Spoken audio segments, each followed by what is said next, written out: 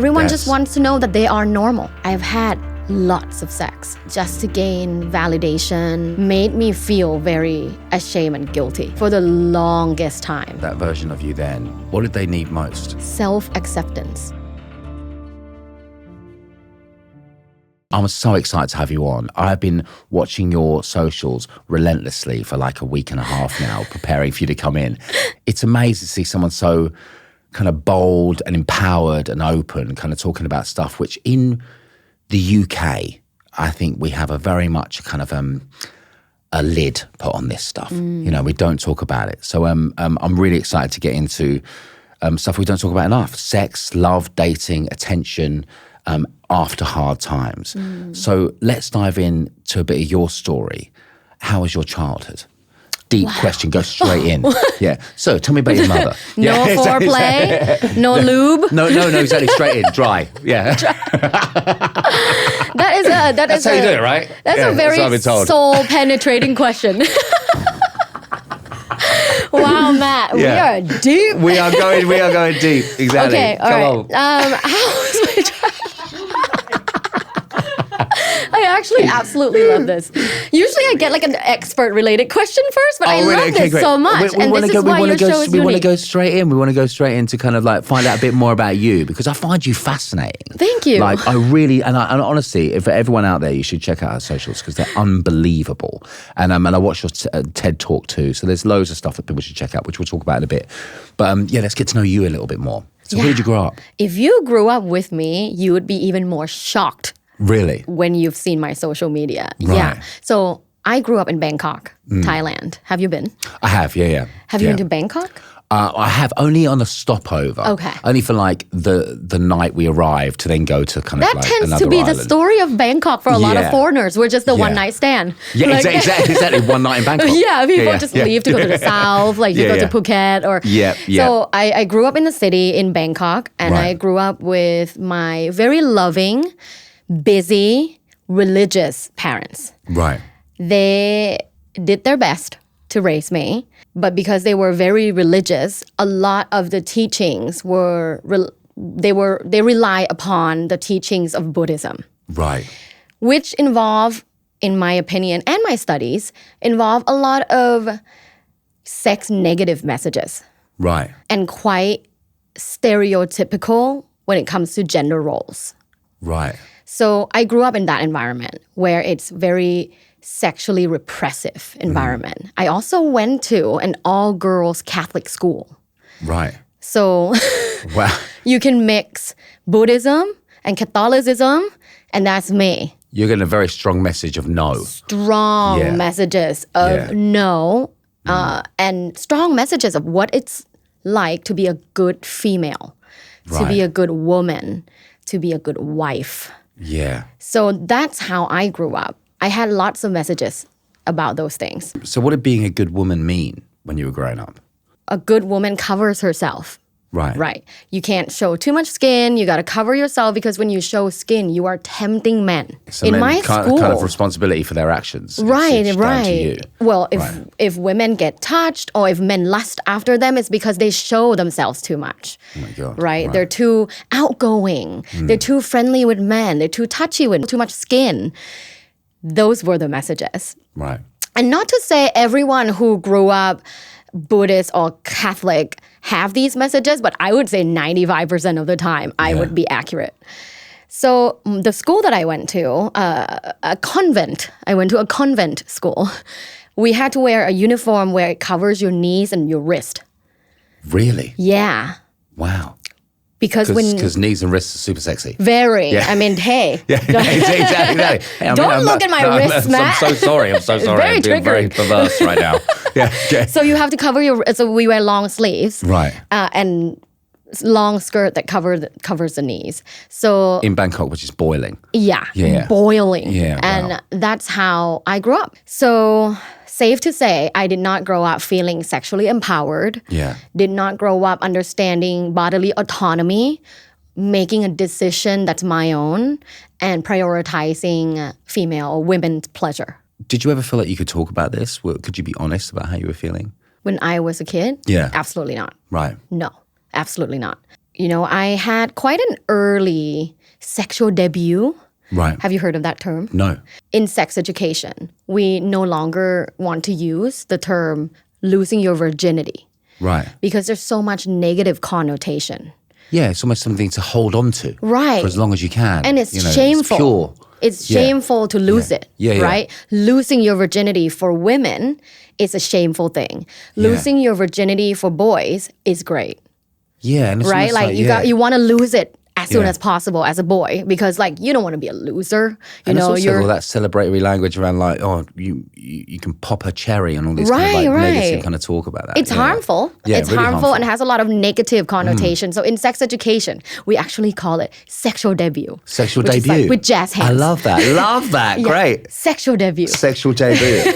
Okay, great. So I had quite an early sexual debut for myself. So I started masturbating when I was 11. Right. And not knowing what it was or what it meant or how I should approach it, I stumbled upon it accidentally. Because in Thailand, we have, I don't know if you know this, in Thailand we have bidets.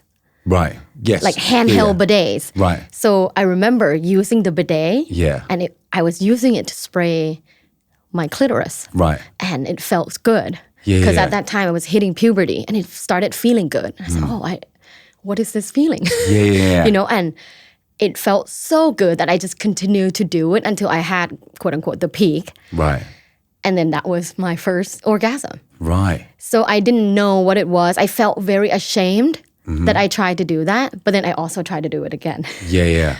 So all of those things combined, the messages, the negative messages, the going to that type of school, the exploring myself and knowing I shouldn't, made me feel very ashamed and guilty for the longest time. But it also made me go on a sex, almost like how would you call it in English? Also, English is not my first language. So exploration? Not in an unhealthy way. A rampage? Right, great. A rampage. Yeah, a rampage. Yeah. Yes, I went on a sex rampage as soon as I was able to see boys and girls. Because the first 2 sexual experiences I had in my life were girls. Right. Yeah. And so how old were you then? When I started having sex with girls, about 13, 14. Right. And then with boys, about 17. When did you first realize that you didn't fit into what you were being told? Quite later in life. Yeah. It's so ingrained. Yeah. So ingrained. So you're living with a shame of much. wow, my God. Yeah. Wow. So much shame. When I was in my 20s, I've had lots of sex. Just to gain validation, to feel desired, to feel accepted, to be a rebel, accepted by, mainstream pop culture, but then be a rebel to my parents. Yeah. And I was a headache to them. I was a headache. I was this girl that will dress appropriately at home, and as soon as I leave home, I take all of them off and have a mini skirt on and a little tube top. And did they know this was going on? Yeah, and they were ashamed of it. Oh man.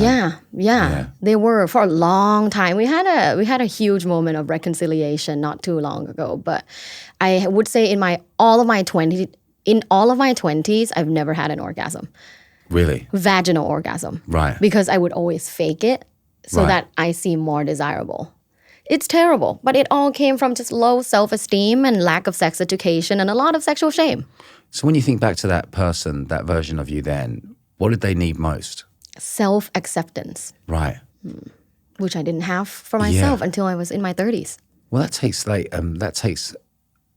suppose knowledge and it takes knowing what you're trying to accept, and I suppose if you're getting all these messages, it's really hard to kind of know how to accept that part of you when you don't know what that is.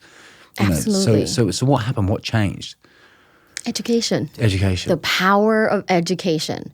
So I came to the U.S. to pursue graduate degree. So I got my master's and my PhD in the U.S.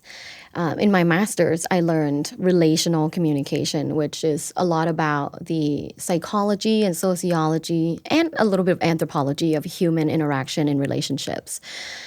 And I learned that relationships are the most important thing in life, right? There's that longitudinal Harvard study that shows that the strongest predictor of happiness and life fulfillment is social relationships, high quality relationships. Yeah. So that drew me into studying relationships. And then deeper than that, I learned through studying and researching that sex is one of the most universal problems in the world, regardless of who you are, your gender, sexuality, how old you are, who you voted for, what your religion is. Sex is a common denominator. Yeah. Regardless of who you are, at some point in your life, you will have a sex problem. Yeah. So I thought, why not study and be a part of the solution to such a big universal problem? And that's when I started studying more on sex, sexuality, and sexual behaviors. The more I learned, the more I realized I'm normal. Yeah. And that's the number one question people have for me, knowing I'm a sexologist. They always come up to me and go, here's my situation. Am I normal? Yeah.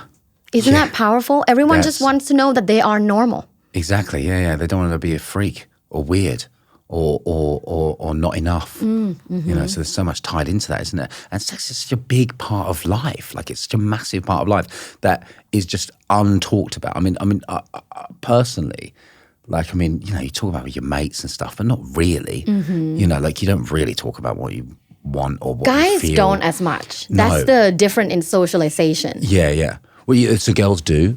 Women, Yeah. depends on Yeah. their background. So there Right, is okay. a prerequisite. Yeah.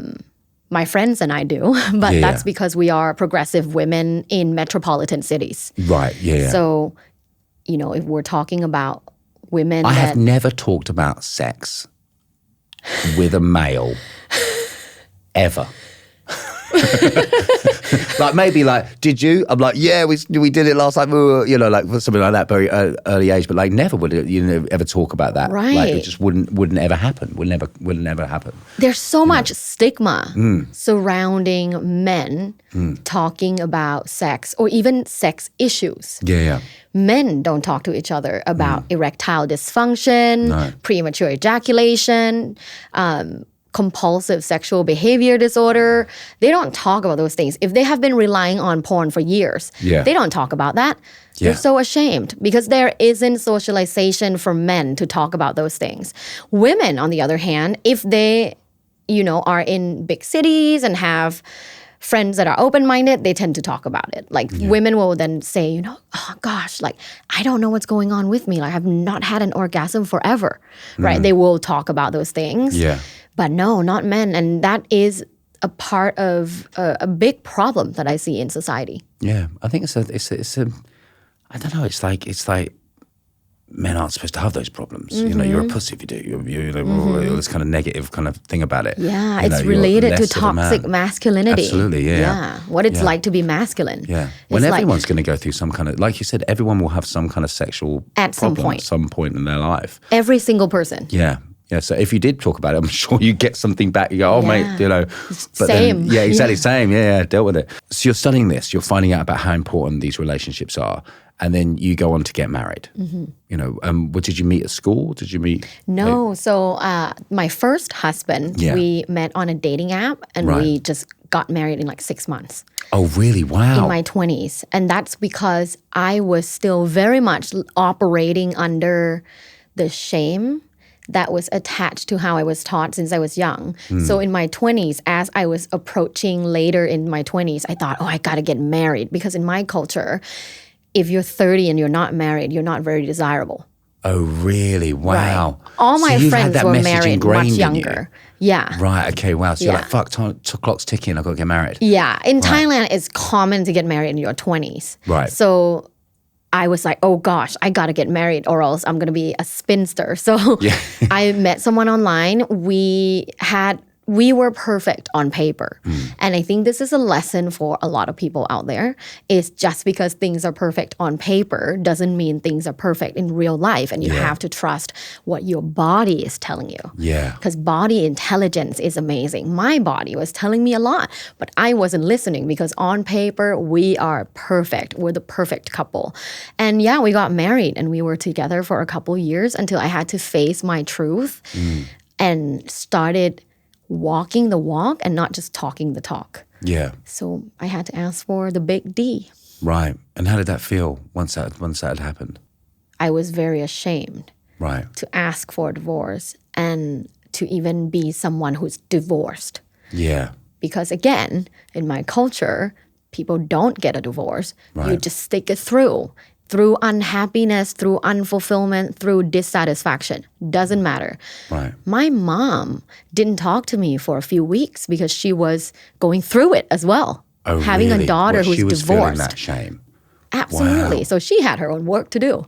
But she didn't talk to me for a few weeks just because it was she was in shame as well. Yeah. To have a daughter who's divorced. Oh my God, that must have been so much to deal with. It's intense. Yeah, it was intense. But finally, through a lot of different sexual exploration activities, a lot of them unconventional, I overcame all the shame that I had regarding love, dating, sex, relationship, and marriage, and finally accepted who I am. Yeah. It's coming full circle because we talked about what was I struggling with and what I wanted when I was younger. Yeah. Self-acceptance. Never had it until after the divorce. And working on it so rigorously, I finally had one day where I wrote in my journal. I write in my journal every single day to be thankful journal.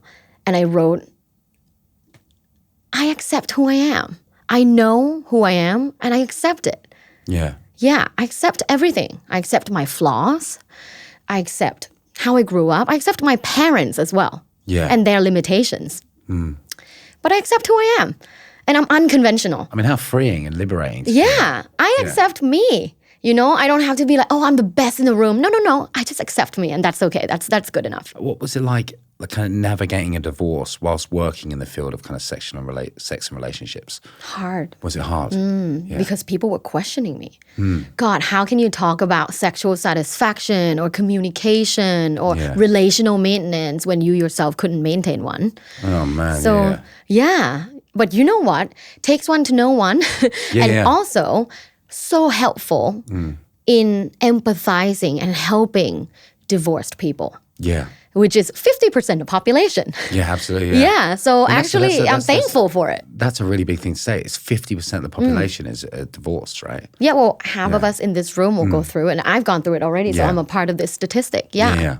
Did the job change your relationship, do you think? Like, did going into this field kind of change the way you saw your own relationship? Because you're learning stuff along the way, and you're like, wait a sec, something doesn't add up here. Oh. Do you think that affected it? 100%. Yeah. It's the education and then me becoming a professor because my background isn't in entertainment. My background is a professor. I remember one day I was in a lecture hall. I was lecturing about sexual communication and why it's so important to understand the differences between chemistry and compatibility and how to gauge these things. And I just in my mind, I go, this is bullshit. I am bullshit. Right. Because I'm talking, but I'm not walking the walk. Yeah. I'm talking the talk and I'm not walking the walk and I am a fraud. I felt like a fraud. And that was a catalyst for me to change it, to become someone that walks the walk and not just talk the talk. And I have so much respect for practitioners in my field. And that's why a lot of them I went to see during my exploration phase. Yeah. So somatic sexology, sexological body worker. There's so many modalities when it comes to sex therapy. I went to see all of them. Yeah. To just have an intensive to become someone that can accept myself, someone with self-acceptance. Yeah. So yeah, with my professor job and now, my media job, talking about sex every single day, I learn every single day as well. Like talking to you, and I'm sure maybe I'll ask you some questions. I'll learn from you about your sexuality or what you experience. We learn every single day, and that's the beauty of life. And when it comes to sex, it's limitless, the things you can learn. I read about somatic therapy. So I think this is a word that we hear a lot in recovery, because obviously we talk a lot about recovery from addiction and different mental health illnesses. And the word somatic comes up quite a lot, which is a relationship to the body, right? Yes. Yeah. So what is somatic therapy in the terms of sex? Yes. So somatic sex therapy is related to body movement. Right. We all need a bit of support now and then to feel our best. Take trying to eat healthy, right? You might aim to eat all the right foods for the benefits, but you'll probably still have some gaps in your nutrition. That's where AG1 can help. I drink 1 scoop with cold water every morning. I'm getting essential vitamins, minerals, live cultures, and whole food source nutrients. And it tastes really, really good, I promise. It's not a meal replacement or a magic fix, but supports what you're already doing. After drinking it consistently, I feel way more energized. My focus is better and so is my digestion, which makes a big difference day to day. I know I can really trust this stuff as it's consistently updated with the latest science and it's trusted by health experts worldwide. Head to drinkag1.com/onthemend and pay £59 instead of £79 for your first month, plus a free welcome kit, vitamin D3 and K2, and 5 travel packs. And if it's not for you, they'll refund your first order in full within 30 days. This is a paid advertisement with BetterHelp. We called this show On the Mend for a reason. It's a nod to mental health not being a destination. It's something you stay on top of. Now, it's Mental Health Awareness Month, and I'm really pleased to say that we're partnering with BetterHelp and launching something called Say It Louder, because a lot of us were never really taught how to deal with what's going on in our heads, right? You just crack on, keep it in, but it builds. And that's what Say It Louder is about, opening up those conversations and making it easier to actually say what's going on.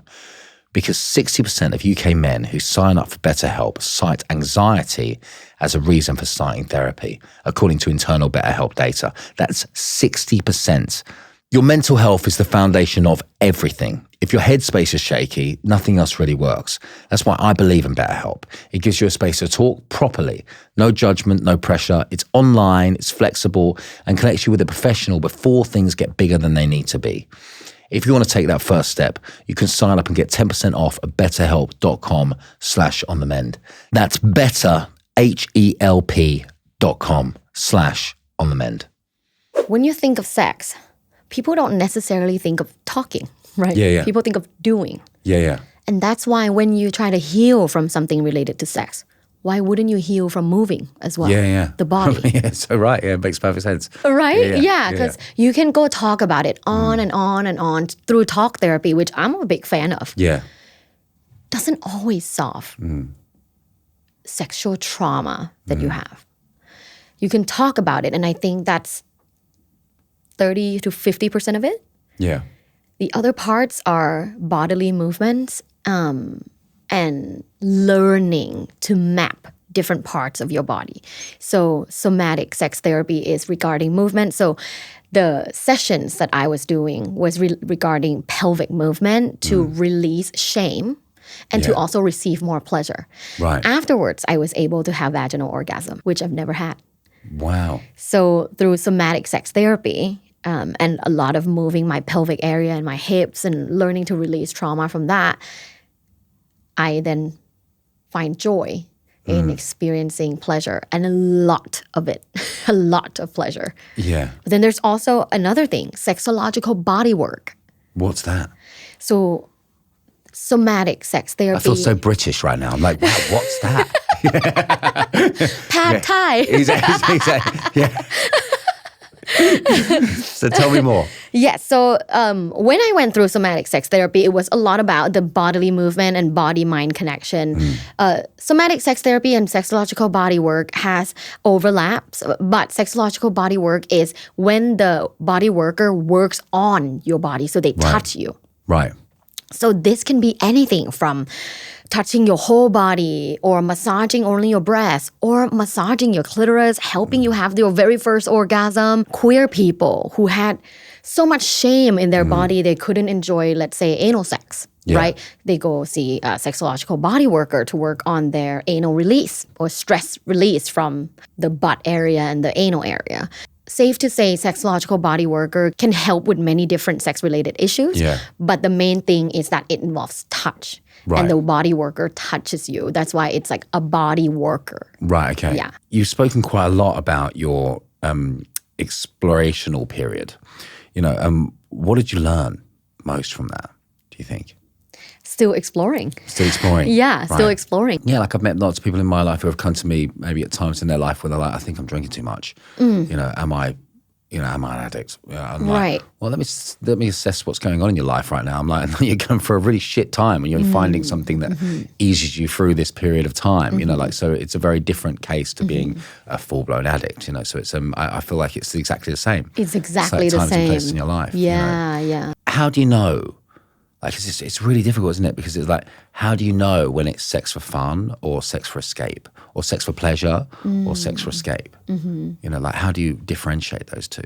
I think decision making is how you logically differentiate. Yeah. Sex for fun, you can at least make a decision to go, you know what, not today.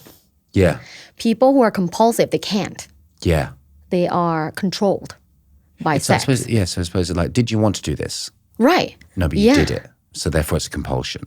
Right. Like, so compulsion, you can't even stop. Yeah. Right. You might be someone who is extremely into porn and sex and masturbation. This is someone that, maybe at work, they might have to like go to the bathroom to watch porn and jerk off. Yeah. Like that's compulsive sexual behavior disorder. That's not just someone who's going through a phase of having a lot of sex to heal from a heartbreak.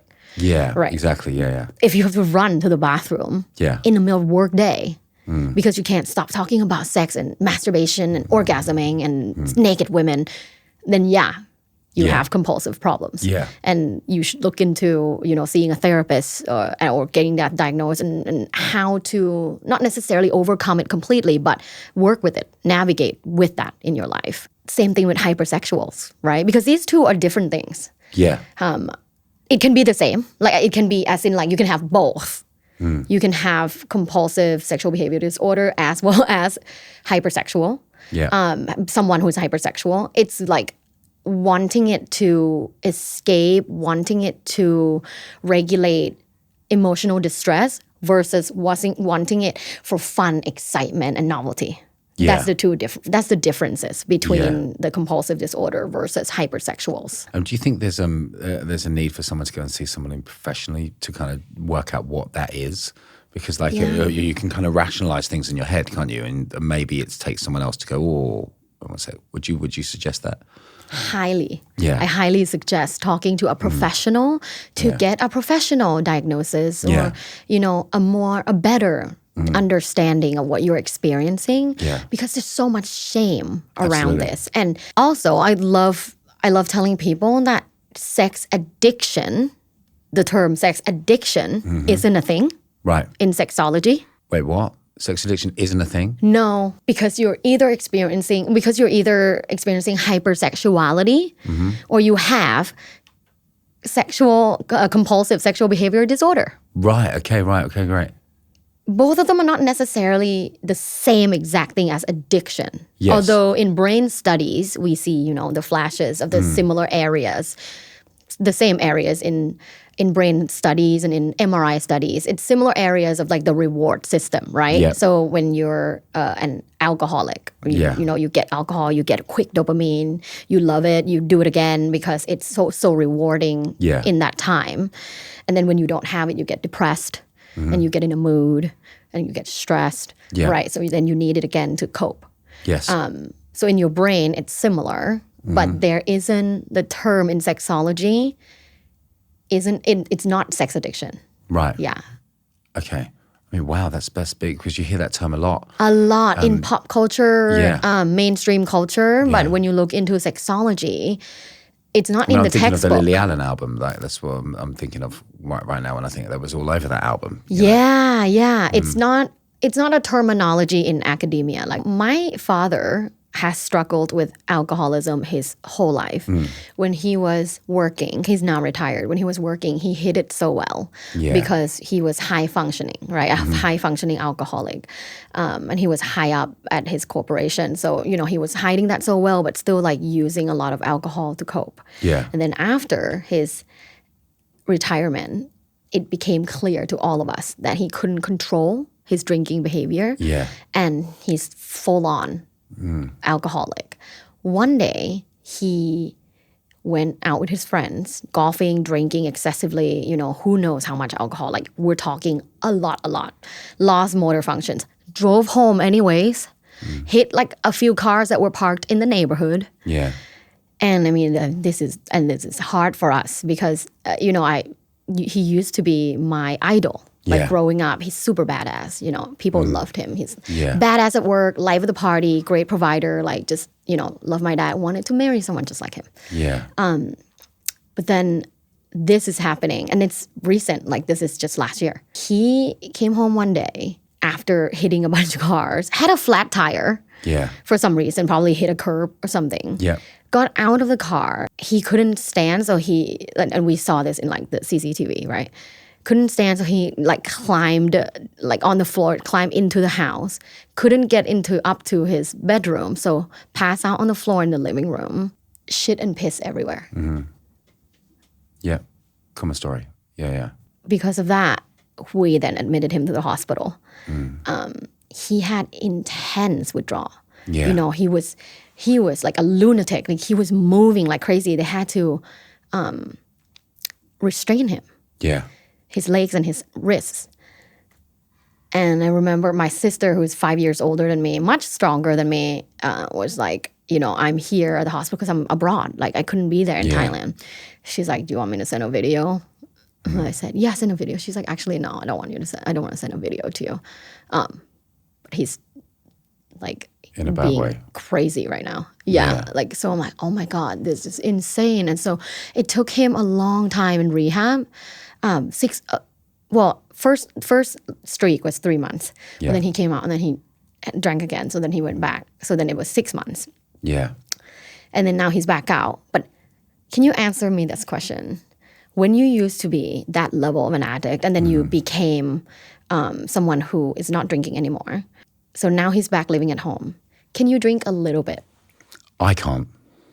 I tried. I failed every time. I can't. And I think someone explained it to me like this, which has always kind of stuck with me. Once you're a gherkin, you can never be a cucumber ever again. I pickled myself. I did it. I tipped over that. I tipped over that thing, and I haven't had a drink for 16 years. But I know from past experience, if I ever was to pick up another one, I would be back where I was very, very quickly. So I don't think I can ever drink safely ever again. Some people might be able to. I don't know. But I just know from my personal experience, I can't. And I've met lots of other people who are the same as me and can't. But then, I meet, like I was chatting to Spencer Matthews recently on this podcast, who was a big, heavy drinker. And I would associate with what he was telling me with his drinking as someone who had a real drinking problem. And now they do occasionally have a glass of wine and they're fine with it. So I'm it's not a one size fits all.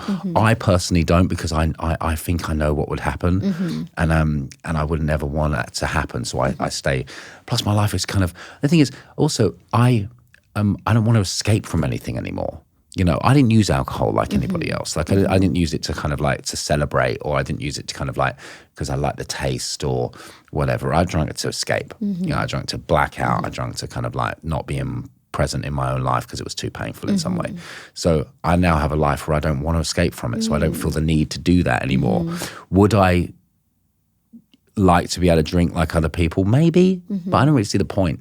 So it's different for me, but I suppose that's it. I love that explanation because it's exactly the same with people who go through quote unquote sex addiction, right? Yeah. Once you've gone through healing, for some people, they cut off things like porn and masturbation. Yeah. Right.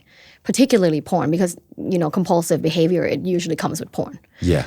We can even talk then about another topic, which is very much related to it, which is porn addiction. Yeah. Right. People often tell me like, okay, like now that I've been quote unquote clean for 2 years, can I like watch porn from here and there, like from time to time, just to like spice it up? I have the same answer. Just depends. Are you still using it to escape because you hate your life, or because you can't cope with something that's going on in your life? Or is it fun and exploration with your partner? Yeah. I think it always comes down to why, you know, with all this kind of stuff. It's like, why are you using this? What's in you that you feel like you have to have something external to make you feel whole, you know, like, and I suppose that's different with sex, because sexism that's where it gets kind of mucky, because it's like sex is a bodily, well, I suppose like an orgasm and sexual feelings are something which are innate within us. It's not an external force. It's not something that you're drinking or taking or doing. You know, I suppose then porn is something which is an external force. So it's kind of like something different than the art of sex. You know, sex with your partner is something which I think is an innate human experience.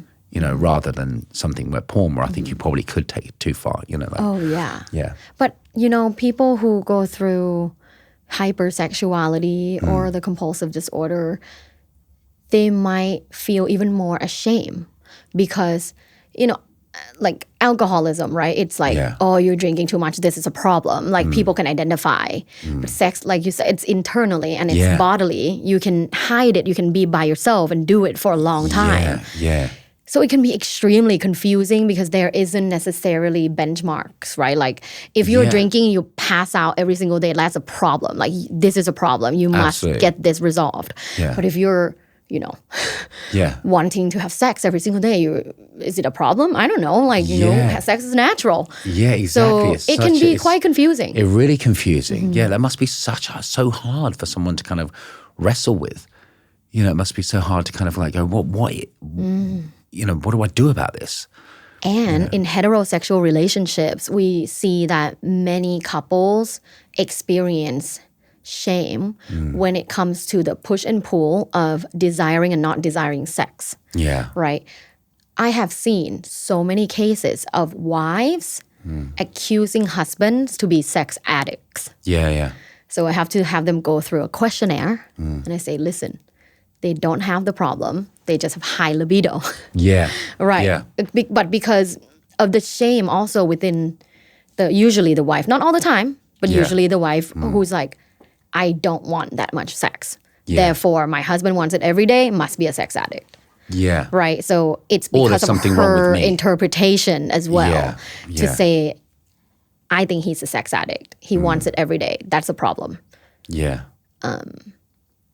Not necessarily, not always. It's no one's problem. It's a relational situation that needs solution. Yeah. Not necessarily a personal problem. The differences of desire in a relationship is such a massive, like it seems like a big thing that comes up in relationship therapy all the time. It's the number one question I get from couples. Really, right? So that's the number one question. Number one question I get from couples is, are we having enough sex? Yeah. Well, that's so interesting. That's the number one question. Because there's a perceived amount of sex you should be having. Oh, totally. And I mean, and that must be different to everybody. Oh, I mean, recently I spoke at a conference and a lot of the people that were there were women. Their number one question was like, how many times a week should we have sex? Wow. Right. Okay. So they think there's a should. Yeah. Right? There's a prescribed number that tells me I'm in a healthy relationship. But I can understand why someone would ask that question. I feel bad for laughing because no worries. But that's totally a valid question. Because like we have so many preconceived ideas about what that is. And they just want one number. Yeah, exactly. Because then I can be normal. Yeah. Then I can be normal. Again, it goes back to acceptance, right? Yeah. Like I think, am I normal is just the question that everyone has in their head. Whatever you're into, whatever you're not into, am I normal? Yeah. You know, I'm not into this. My husband is like, am I normal? Yeah, exactly. You know, is he normal? Yeah, is he normal? Yeah. Am I normal? Like, are we normal? Yeah. We only have sex once a month, but it's really nice. Are we normal? Yeah. Yes, like if you guys are happy with it, you're normal. Yeah. We have sex a few times a week. You know, sometimes it's just a hand job. Sometimes it's, you know, penetrative sex. It just depends on the week. Completely normal. We only have sex once every 3 months because he gets deployed and he's abroad. I have a healthy masturbation routine. He also does. Sometimes we cyber sex on FaceTime. Is it normal? Yes. Yeah. Everything, unless you're hurting someone. Yeah. Everything is normal. You know, when we're chatting on here and we talk about the moment that it just clicks, that moment when you're done with the old way of doing things. I've had lots of them. It's not always a massive explosion. Sometimes it's a feeling in your gut that says, right, I need to change. But the scary bit is what comes next. What helps is having a bit of a safety net, a place or a person to actually catch you so you don't just spiral back to square one. Postcode lottery players have actually raised over £1.7 billion for charities and good causes. And it's that funding that keeps these amazing types of services running. These aren't just mental health services. They include youth programs, community projects, and initiatives that support education, opportunities, and so much more. Thanks to Postcode Lottery players, these charities are helping people reset and rebuild their lives when things get heavy. They make a massive difference for those who are trying to find their way again. They're there for them when they have their moment that they want to change. If you want to see the actual impact that support is having, just click the link in the description and have a look. Postcode Lottery manages lotteries for 20 charities. A minimum of 30% of each ticket price goes to charity. It's 18 plus, conditions apply, not available in Northern Ireland. Liberating to hear. Yeah. I think for so many people, they really need to hear that message because there's something which I think just comes up again and again and again, isn't it? There's a but though. Oh, okay. But sometimes I'll get pressed so much, but like there must be studies on a number. There's so much research in sexuality and sexual behavior. Like what do the studies say? You know, give me a non-PC answer. Give me a number. I'm a quantitative person. I get pressed so much. I have to share a statistic that's from a study, okay? From one study. Statistically speaking, couples who have sex at least once a week tend to report higher level of sexual satisfaction and relational satisfaction. Okay. So, you know, interpret that on your own. Interpret that as you will. Yeah.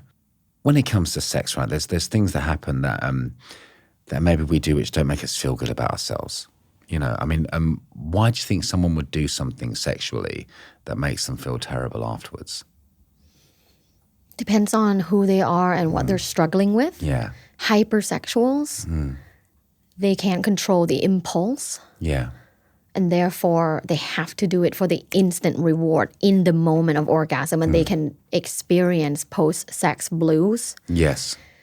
But that's something they feel they needed to do. Yeah. Because of the impulsivity. People who go through compulsion, which is different, right? Compulsive sexual behavior disorder, needed to escape, needed because they think it will help them in some way, reducing their anxiety or depression or whatever. They feel like they want this and they need this.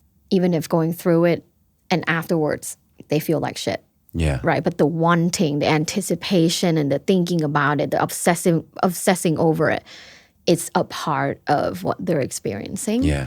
They just can't control it.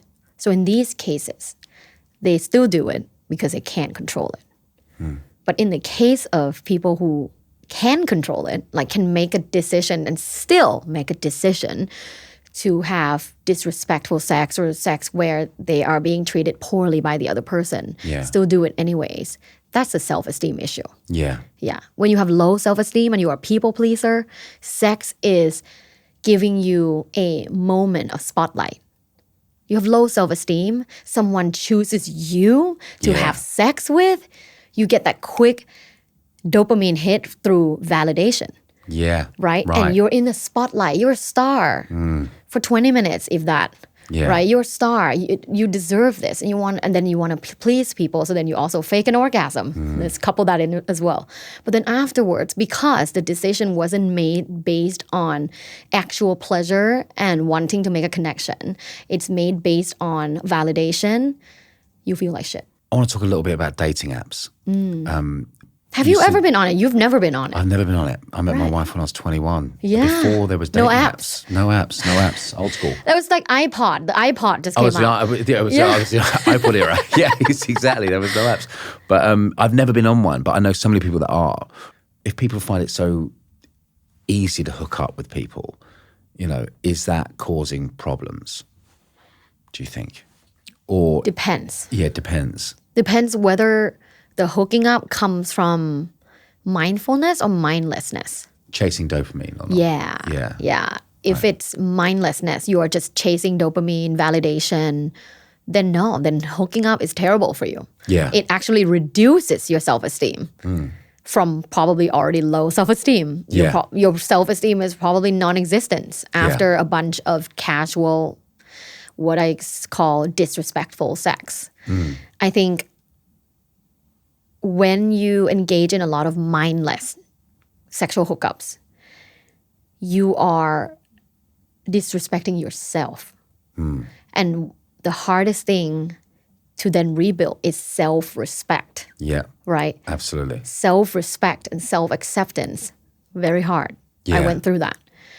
So if you continue to have mindless hookups just for that quick dopamine and validation, a moment in the spotlight, Yeah. then you'll never heal.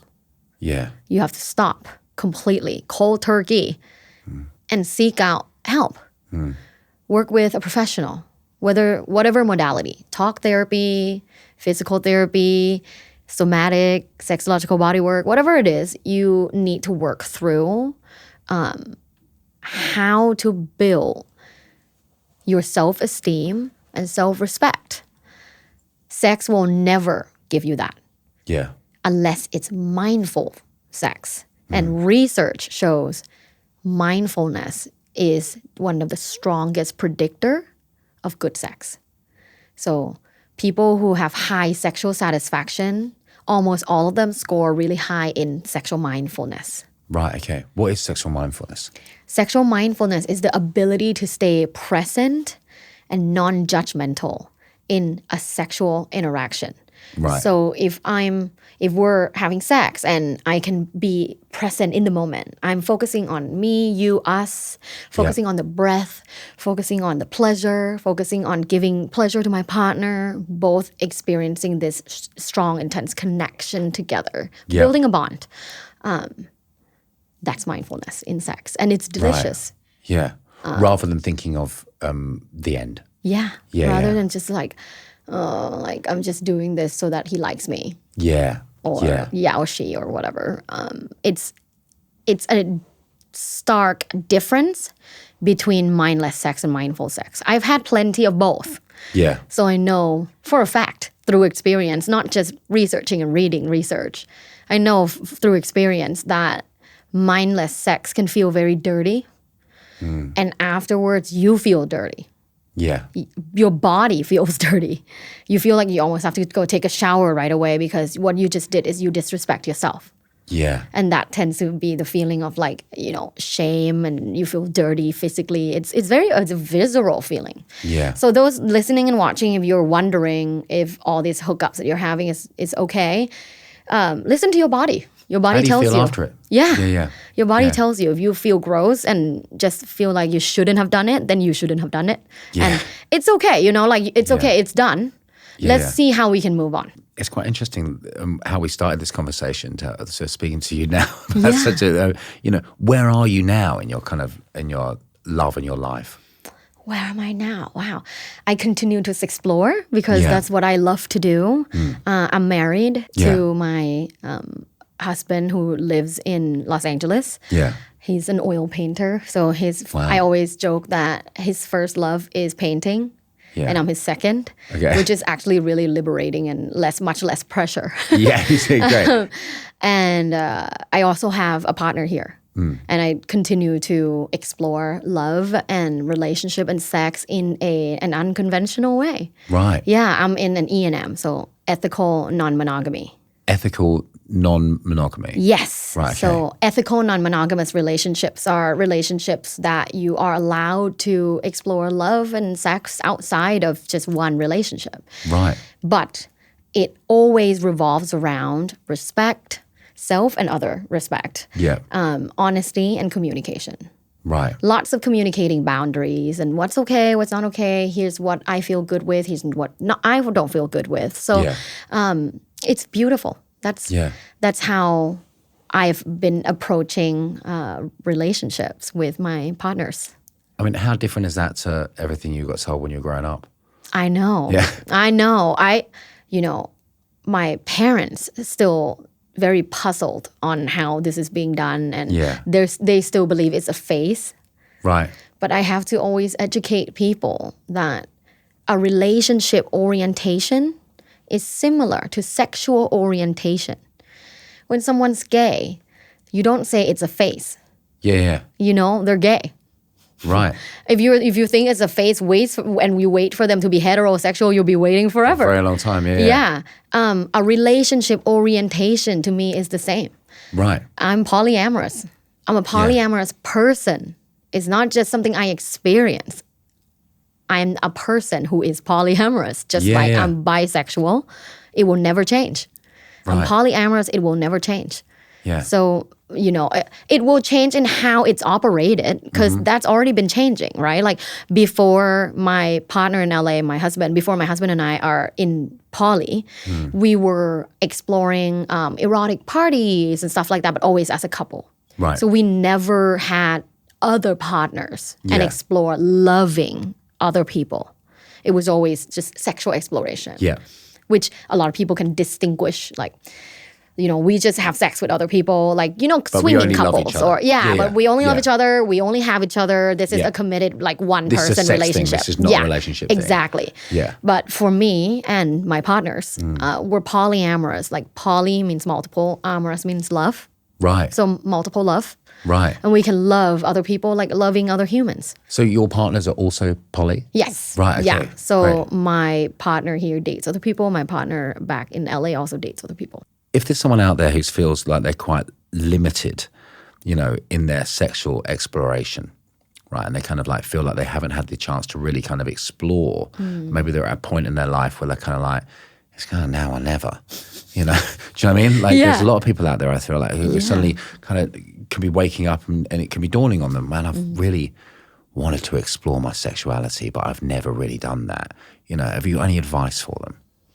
I would say the first step is education. Yeah. Because people can haphazardly sexually explore. Exactly, dangerously. And they end up hurting themselves and their partners.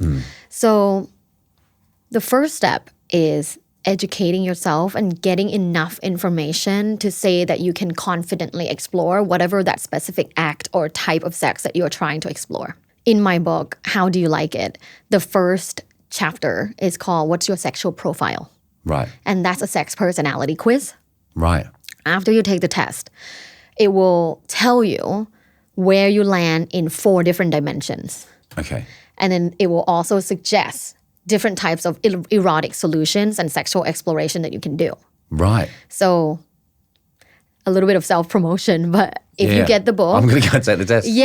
I'm going to get you the book. Okay, great. If you get the book, or when you get the book, you can do that and then look through all the different exercises and different types of sexual explorations that you can do and see which one's the easiest, with the least barrier to try, right? Yeah. I've had couples where, they come into my private practice and they go, we want to go to a sex party. I'm like, okay, first off, have you even tried anything else apart from missionary sex from each other? Have you tried, let's say, watching porn together while having sex, because that's incorporating other people into so you mean, the interaction. Yeah. Have you tried other things outside of conventional sex that you've had? That would be first step. Like, that's why walk before you run. Walk before you run. Walk before you run. Yeah. So if you want to figure out like what can you explore, what is the first step? The first step is to educate yourself, read the book, do the test, then go from there. We're going to do a quick fire round. Is that okay with you? Yeah. Okay, great. So this is called One Thing.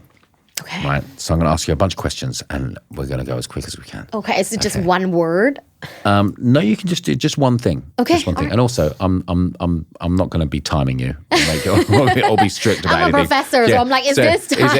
Exactly. So it's really, there's no rules. Okay.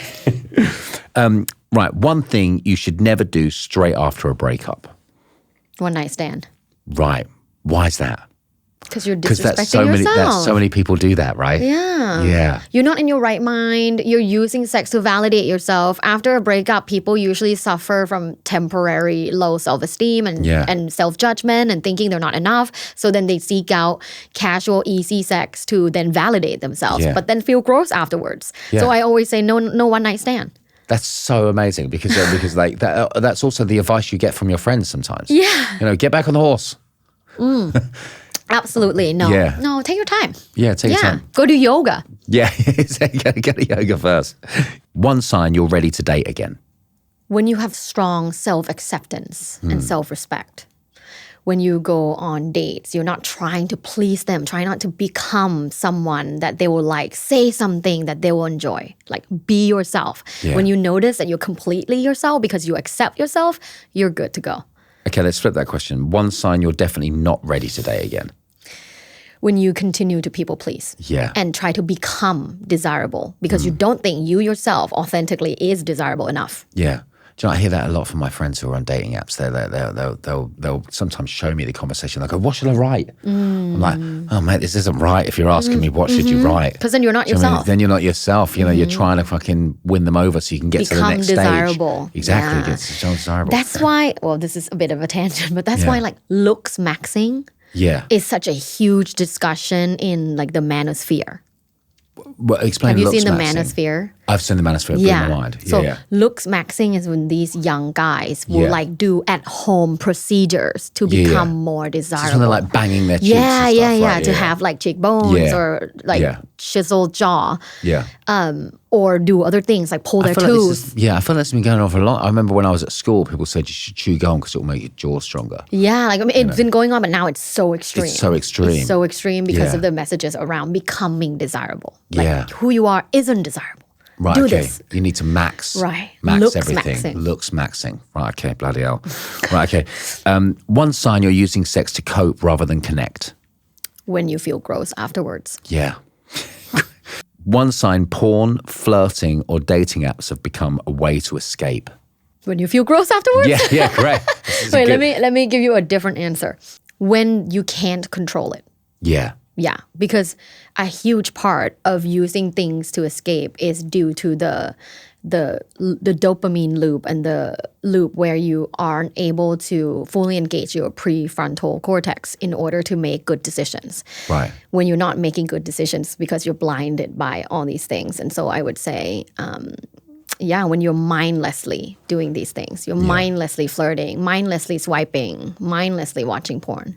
One question everyone should ask themselves before sleeping with someone new. Is this interaction respectful? Yeah. Great. Yeah. Yeah, that's a really good one to ask. Yeah, exactly. Tara, thank you so much for coming on. I've been so excited to have you on. I think we're going to have so many questions and so many more things that people are going to want to talk about. So I'd love to have you on again to talk about some more subjects which will come up. We're going to ask the viewers some questions, see if they've got any questions for you.